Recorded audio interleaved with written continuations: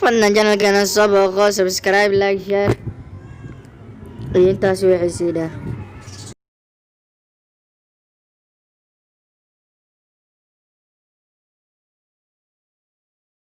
horta taageeraha Manchester United daawadiis ciyaarta shalay dhacday waxay ku leeyihiin waxaas game PlayStation camal ay ahaayeen gacan halaysan naloo dhiibay gacan halaysan daayisatid waxa waaye ma badin kartid saas darteed marka anaga waana lagu guray half time ma afar iyo ka badan laga dhil rabeen marka waxa soo kale gacan halaysan waaye teeda kale macalinkeena ixtiraamina Jose Mourinho iyo waxaas ay dhaheen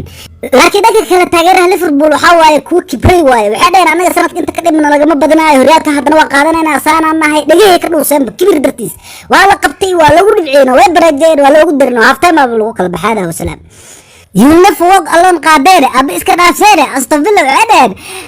فيلم باك بوس مكبنا دو ذلك تلا دو هذا كلام تنهيس قرينا جرتري أستغفر لكن ولي الله حنا صار وحوا you can walk alone with 7 وكاسا تاسو صعود مركز